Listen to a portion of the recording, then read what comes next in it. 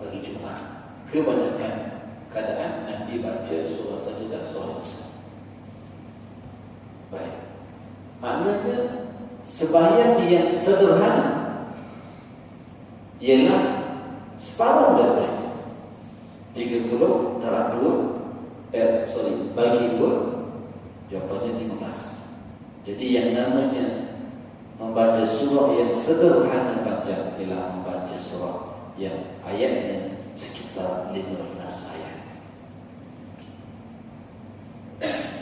Kalau kita lihat, bila kita sembahyang waktu Isya sebagai contoh, di sini disebut Isya dan juga Asar. Contoh membaca surah Syams. Kemudian itu dipanggil surah yang sederhana panjang.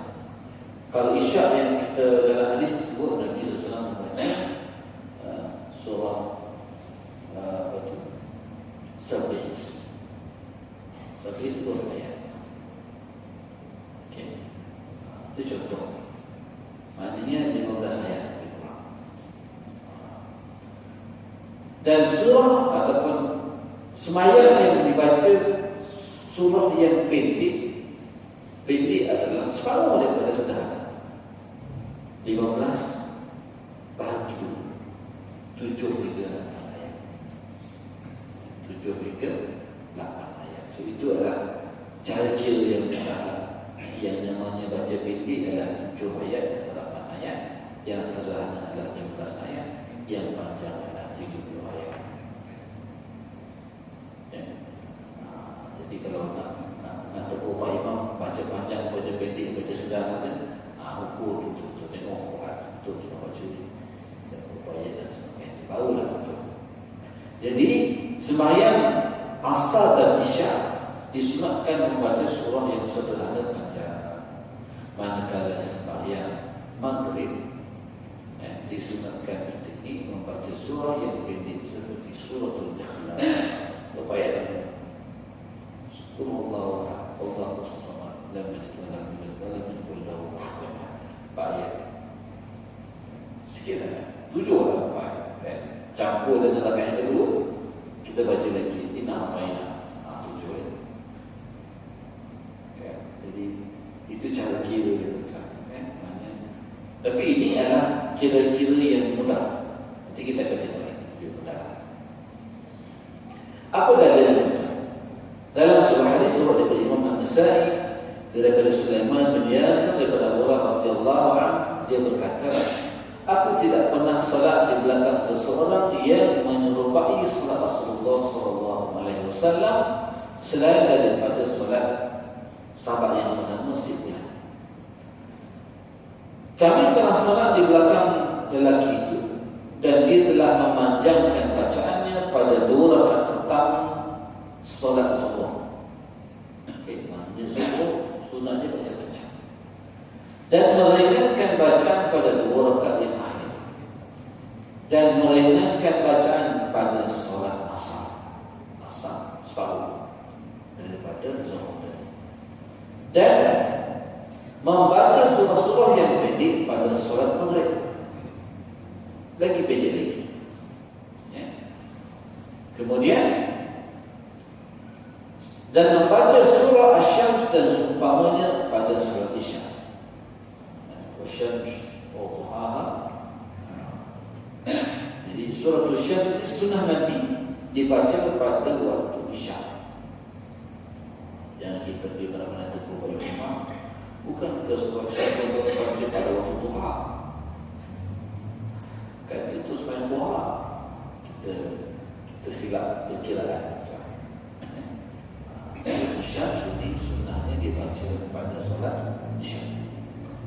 Manakala pada solat subuh dia membaca 2 surah yang panjang. Panjang maknanya 30. Jadi hadis ini menggambarkan keseluruhan bagaimana perbuatan Nabi sallallahu alaihi wasallam dalam membaca surah-surah selepas suratul Fatihah. Yang 5 waktu itu ada disebutkan dalam hadis ini. Adapun pada solat subuh di pagi disunatkan membaca surah Sajdah pada rakaat yang pertama dan surah Al-Insan pada rakaat yang kedua. Ini pada kebanyakan pagi Jumaat. Bukan semestinya. Kalau imam itu dia nak merenggangkan itu hak imam. Ya, kita tak boleh nak paksa imam. Jumaat ni baca surah Sajdah Al-Insan. Kalau dia tahu tentang sunnah Nabi SAW, Nabi dalam kebanyakan pagi Jumaat membaca sajdah dan surah Insan. Tapi ada waktu-waktunya Nabi tidak membaca sajdah dan surah Insan untuk solat subuh pada pagi Jumaat. Berdasarkan hadis Nabi SAW Bukhari Muslim daripada Abu Hurairah radhiyallahu anhu bahawa dia berkata Rasulullah SAW membaca surah As-Sajdah dan surah Al-Insan ketika solat subuh pada pagi Jumaat. Dan disunatkan membaca pada rakaat pertama ayat yang lebih panjang daripada ayat dibaca pada rakaat kedua. Baik, kita bincang sikit tentang membaca surah As-Sajdah dan surah Al-Insan.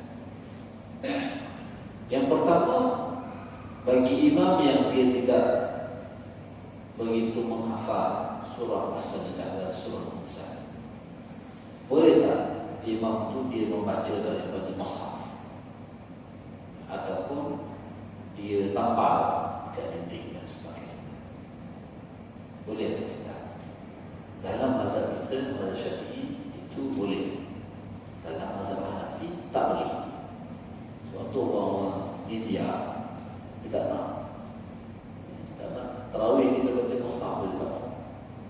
Dia batal semayang. Sebab tu dia tak nak semayang mana-mana masjid atau surau imamnya baca mushaf. Itu dia orang lagi. Dia lebih rela semayang di masjid imamnya baca surah lazim, ya imam tak baca mushaf. Saya tahu sebab masjid saya imam kami baca mushaf. Kita tak ada imam yang baca tanpa melihat mushaf. Tak jumpa orang tabligh ni yang selalu pergi India ni, dia semayang tak baca. Tanya dia kenapa? Tak boleh Ustaz. Maulana kami kata tak boleh. Ustaz ikut dia terpengaruh dengan mazhab Hanafi. Itulah orang awam kan dia tak faham mana Syafi'i, mana Hanafi, apa beza. Dia tengok apa yang berlaku malam dia pergi India, Bangladesh, Pakistan. Itu yang dia pakai. Baik. Jadi dalam mazhab kita boleh. Kerana ada nas bagaimana Aisyah radhiyallahu anha ketika mana menghidupkan 10 malam yang akhir dalam bulan Ramadan, dia telah meminta orang suruhannya ataupun hamba lelaki itu untuk menjadi imam. Dia nak sembahyang berjemaah, kan? Ikut macam zaman Rasulullah SAW. Tapi takkan Aisyah jadi imam.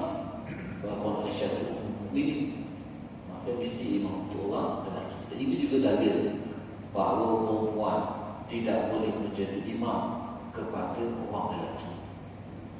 Perempuan boleh jadi imam dengan syarat makmum semua perempuan. Kan dulu timbul isu Dr. Aminah Wadu dekat Amerika Syarikat, kan, mengimamkan solat Jumaat. Pening kita, pening. Dia pun ucap dia kata, mana ada Nabi cakap perempuan tak boleh? Kan? Memang Nabi tak pernah sebut, tetapi urusan kepimpinan itu,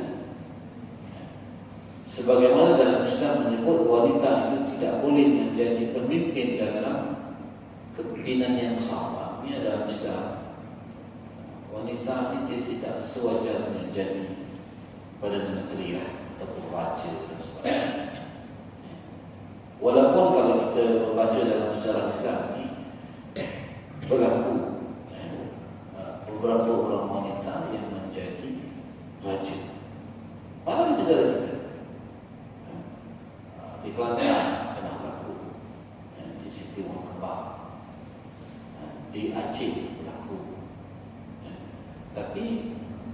Kita jangan salah faham tuan. Zaman itu mereka hanyalah menjadi ketua untuk wilayah yang mana mereka taat memberikan taat setia kepada kerajaan Islam yang berpusat di Istanbul. Dia kata khalifah dia dekat Turki saja. Dia bukan khalifah, dia hanyalah macam cabinet. Dia macamlah raja kawasan. Dia bukan khalifah yang besar. Jadi dalam Islam menyebut bahawa jawatan khalifah mestilah orang lelaki. Berbeza hari ini agung kita ataupun Perdana Menteri kita adalah memimpin negara Malaysia. Kan? Kita tak pernah kata kita tunjuk bos kita adalah Perdana Menteri Turki, Erdogan. Kalau kita ada sistem khilafah, dia akan jadi macam itu. Khalifah mesti orang lelaki. Jadi itu penjelasan kepada sejarah yang berlaku dalam negara kita di mana